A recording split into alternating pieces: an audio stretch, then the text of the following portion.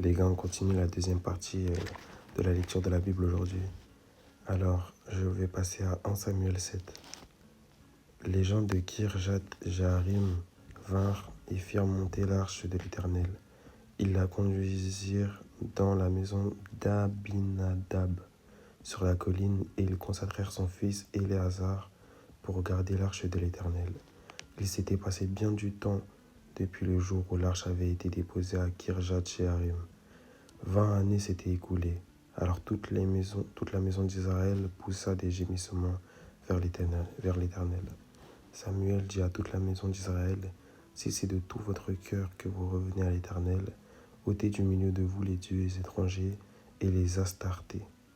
Dirigez votre cœur vers l'Éternel et servez-le lui seul, et il vous délivrera de la main des Philistins. » Et les enfants d'Israël ôtèrent du milieu d'eux les Baals et les Astartés, et ils servirent l'Éternel seul. Samuel dit, « Assemblez tout l'Israël à Mitsapa, et je prierai l'Éternel pour vous. » Et ils s'assemblèrent à Mitsapa.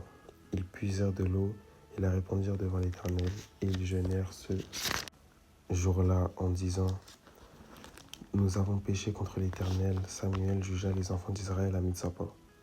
Les Philistins apprirent que les enfants d'Israël s'étaient assemblés à Mitsapa, et les princes des Philistins montèrent contre Israël.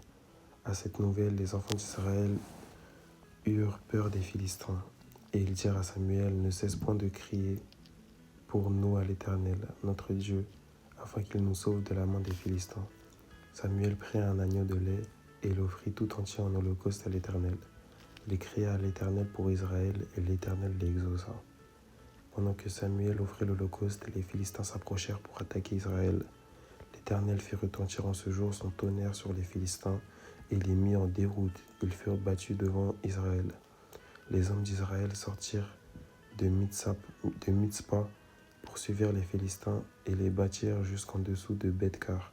Samuel prit une pierre qu'il plaça entre Mitzpa et Shen, et il l'appela du nom de d'Ebenezer, en disant, « Jusqu'ici l'Éternel nous a secourus. » Ainsi les Philistins furent humiliés, et ils ne vinrent plus sur le territoire d'Israël.